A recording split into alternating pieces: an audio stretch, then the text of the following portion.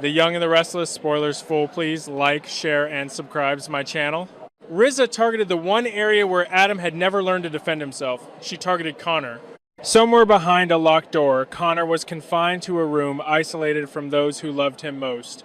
Connor was constantly dragged into his parents' conflicts, and this forced him to change, to become stronger. He was exploited because he mattered. That's what made it so bad. Riza knew that Adam could survive public humiliation, betrayal, and even violence directed at him, but Connor was different. Connor wasn't just Adam's son. He was the softest part of Adam's soul, the only link that could break through all his defenses. When Riza knew that everything had to be won or she would be targeted by Matt Connor's face, frozen in panic, became stronger than any weapon. The cries, the horror, the utter helplessness evident in that moment shattered any restraint Adam had tried to maintain. The man who usually fought with shrewd calculation and sharp intellect suddenly became a father staring into a nightmare he couldn't comprehend. That was the moment Adam stopped thinking clearly. Rage flared up in an instant. Not the cold rage of a strategist, but the explosive fury of a father realizing his child was suffering somewhere in the shadows while he stood powerless before the one responsible. He wanted to kill Riza not because he was completely insane, but because the pain she inflicted was deeper than any ordinary threat. She had entered a kind of evil that allowed no compromise. In Adam's eyes, she was no longer an enemy to be defeated. She was the monster standing between him and his son. And that's what made the situation so dangerous. Riza appears to be cornered, but in reality, she holds the advantage as long as Connor remains at large. Every second Adam loses control is a second she gains. She knows that if Adam acts on instinct, Connor could pay the price. That's why this entire trap is so meticulously designed. She doesn't just want Adam to be afraid. She wants him to break down, lose his mind, torn between his desire to destroy her and his desperate need to keep his son alive. It's the most brutal form of psychological torture because she's forcing him to choose between revenge and restraint, while Connor remains trapped in the middle.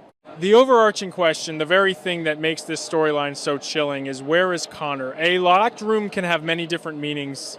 It could be an abandoned apartment, a basement, a warehouse, or some forgotten property connected to people Adam would never suspect. The fact that Connor was hidden in a confined space makes the situation even more horrifying because it suggests planning, not impulsiveness. This wasn't a haphazard kidnapping born of panic. It was premeditated.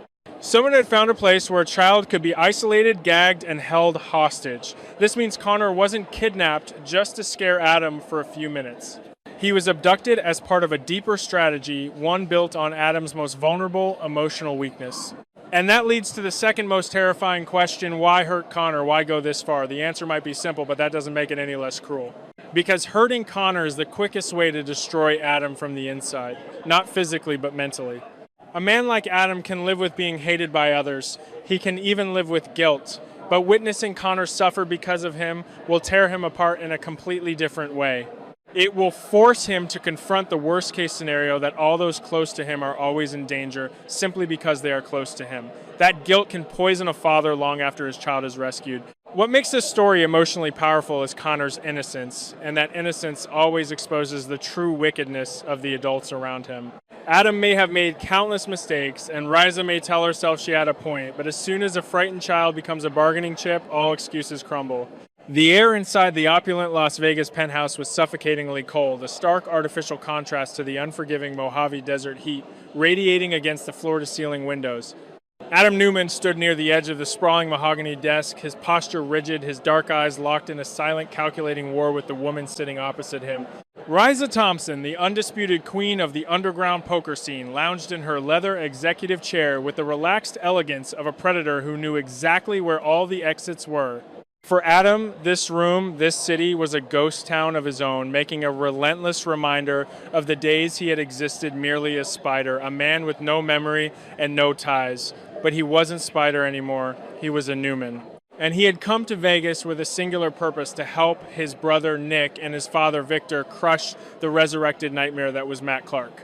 Then Adam's encrypted smartphone vibrated against the polished wood of the desk. The sound was sharp, a sudden intrusion that shattered the tense quiet of the penthouse. Adam broke eye contact with Riza, his jaw clenching as he reached for the device. He swiped the screen, expecting an update from Victor's security team or a frustrated text from Nick. Instead, an image materialized on the high-definition display, an image that caused the blood in his veins to turn to absolute ice. It was Connor, his son, his bright, resilient, beautiful boy. The photograph was poorly lit, cast in the sickly, jaundiced glow of a single incandescent bulb, but the details were devastatingly clear. Connor was huddled in the corner of a damp concrete room, his knees pulled tightly to his chest. The boy's face was pale, streaked with dirt and fresh tears. But it was the look in Connor's eyes that stopped Adam's heart, a look of pure, unadulterated terror. It was the wide-eyed, frantic desperation of a child who knew he was in mortal danger, staring into the lens of a camera held by a monster.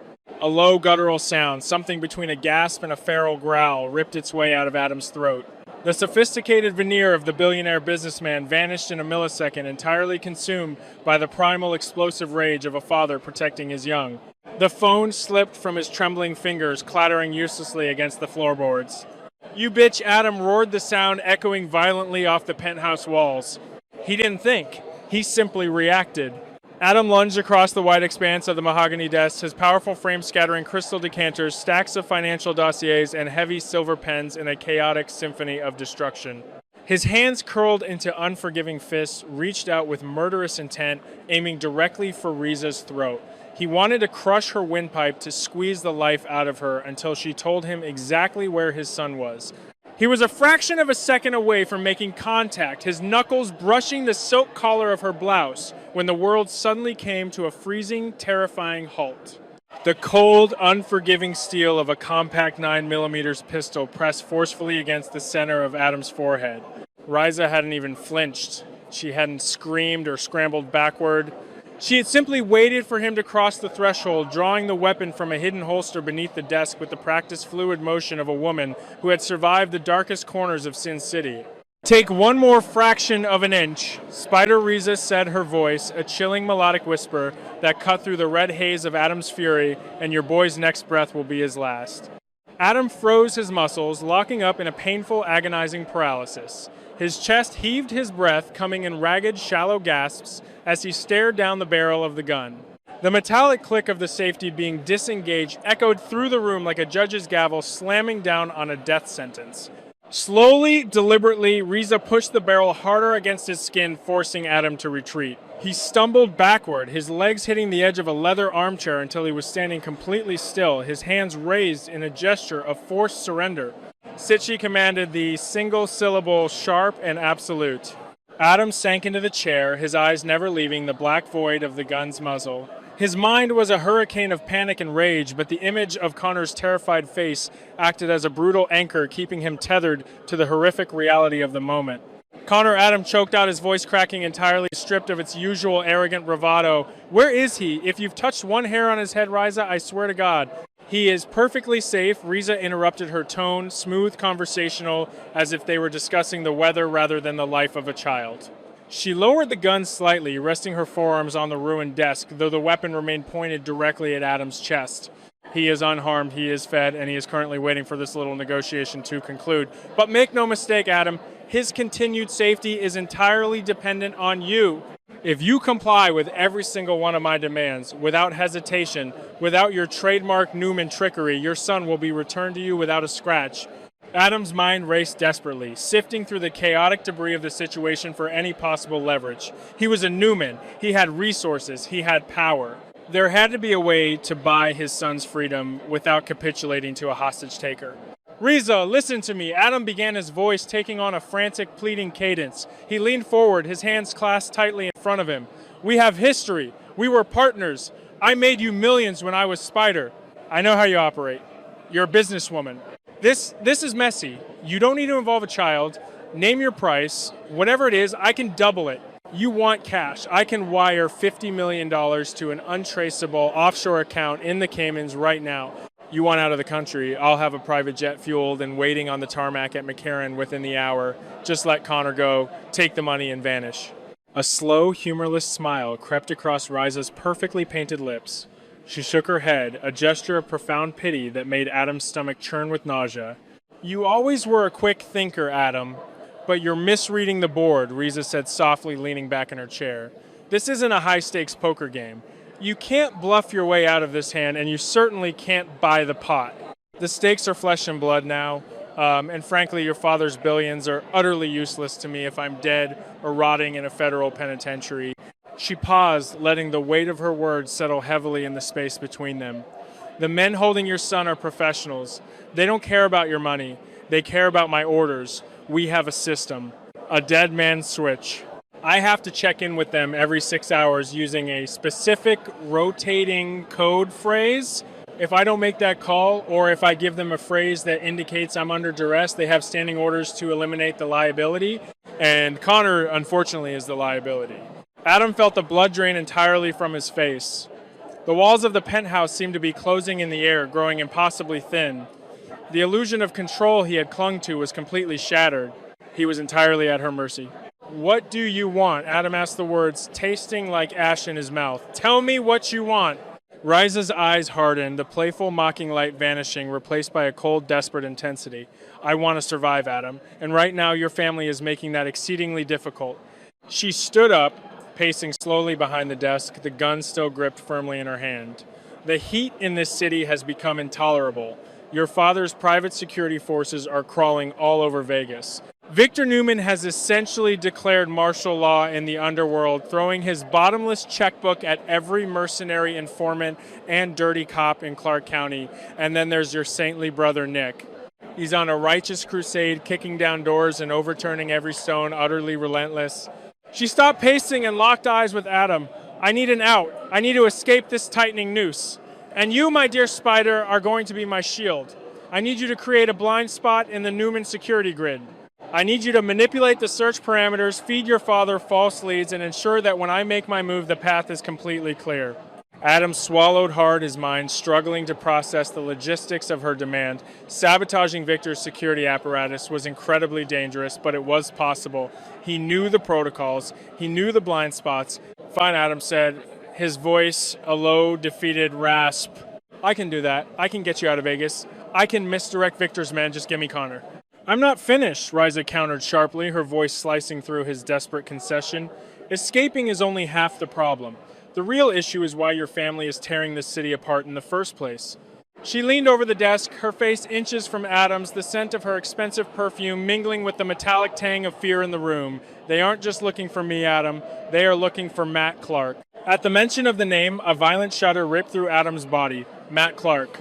The name was a curse in Genoa City, a synonym for pure, unadulterated evil. Matt had terrorized Nick and Sharon for decades, inflicting psychological and physical trauma that had left deep permanent scars on their family. The revelation that Matt was alive, operating a fentanyl ring out of Los Angeles and now hiding in the shadows of Las Vegas, had sent the Newman family into a state of absolute war. "You're working with him," Adam breathed the realization, hitting him with the force of a physical blow. The drug ring, the money laundering, Riza was the logistical linchpin for Matt Clark's entire operation. "We have mutually beneficial arrangements," Riza corrected smoothly, "but Matt has become a massive liability. Your father and brother have laid a trap for him. I know they have. Nick wouldn't be parading around Vegas making this much noise unless it was a coordinated effort to flush Matt out of hiding. They have a master plan to capture him, and I know that you, as the prodigal son, desperately trying to earn his way back into the family's good graces, are privy to every single detail of that operation." Riza stood up straight, the barrel of the gun pointing directly at Adam's heart. "That is my final demand, Adam. I want the blueprints to the trap. I want the locations, the timetables, the personnel deployments. I want to know exactly what bait Nick is using to lure Matt out. I need every piece of inside information about your family's sting operation. You are going to hand me Matt Clark's salvation on a silver platter so I can use it to secure my own." Adam sat frozen in the chair, a crushing, suffocating weight descending upon his chest. The magnitude of what she was asking was catastrophic. He was staring into the abyss of an impossible, soul-destroying choice.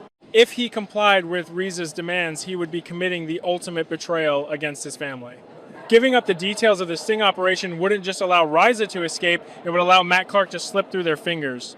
Matt would disappear back into the wind, free to rebuild his empire, free to continue terrorizing Nick, Sharon, and anyone else he deemed an enemy. All the meticulous planning, all the resources, all the raw, bleeding emotional capital that Nick had poured into this crusade for justice would be completely obliterated. Adam would be an accomplice to the survival of a monster. But the alternative was Connor. Adam closed his eyes and the image of his son burned violently against the back of his eyelids. The dirt on his face, the terror in his eyes, the small, fragile body curled up in the dark. Connor had already endured so much trauma in his young life. He had battled emotional instability, the pain of his parents' fractured relationship, the constant looming shadow of the Newman family drama. Adam was supposed to be his protector. He was supposed to be the man who kept the monsters at bay. If he chose loyalty to his father, if he chose his brother's justice over his son's life, he would be sacrificing his own flesh and blood. It wasn't a choice at all. For a father, there was only one path, no matter how much it felt like walking into hell. Yet the thought of Victor Newman's wrath sent a cold spike of genuine terror down Adam's spine. Adam agonized over the risks, his mind calculating the inevitable catastrophic fallout. Victor was the Black Knight. His demand for absolute loyalty was legendary, and his punishment for betrayal was biblical. When Victor discovered that Adam was the mole, the traitor who had sabotaged the operation and allowed Matt Clark to escape, the retribution would be swift and merciless. The fragile, painstaking truce Adam had managed to build with his father and brother over the last year would shatter into a million irreparable pieces. Victor would strip him of everything: his position at Newman Media, his standing in the family, his very identity. Nick would look at him with a disgust so profound it would burn like acid. Adam would be cast out a pariah once again, forever branded as the brother who chose the enemy over his own blood. He would lose his family entirely. But as Adam sat in the suffocating silence of the penthouse, the cold reality crystallized in his mind. What good was a family legacy? What good was Victor's approval or Nick's fragile brotherhood if he had to bury his son to keep it? The silence stretched thick and heavy, punctuated only by the faint, rhythmic hum of the penthouse's air conditioning. Riza stood perfectly still, the gun steady her, dark eyes unblinking, as she waited for the internal war within Adam to reach its inevitable conclusion. She knew she had won. She had found the one vulnerability in the impenetrable armor of Adam Newman. Adam slowly opened his eyes. The explosive, chaotic fire that had fueled his initial attack was gone, entirely extinguished. In its place was a hollow, desolate resignation, the dead-eyed stare of a man who had just agreed to sell his own soul. But beneath the resignation, buried deep in the darkest, most dangerous corners of his psyche, a new, terrifying resolve began to solidify. He looked at Riza, his expression an unreadable mask of stone. All right, Adam rasped his voice barely above a whisper, thick with the bitter taste of defeat. He cleared his throat, the sound harsh in the quiet room. You win, Riza. I'll give you everything you need. I'll blind Victor's security. I'll give you the exact coordinates and timetables for Nick's sting operation. You'll have your clear path out of Vegas, and Matt Clark will have his warning. A triumphant, deeply satisfied smile spread across Riza's face. She slowly lowered the gun, though. She kept it firmly in her hand. I knew you were a reasonable man, Adam. You're making the right choice for your boy. But hear me now. Adam continued his voice, dropping an octave, taking on a chilling absolute certainty that caused Riza's smile to falter for a fraction of a second. He leaned forward, the ghost of Spider rising from the ashes of his despair. I will play your game. I will betray my father and I will betray my brother.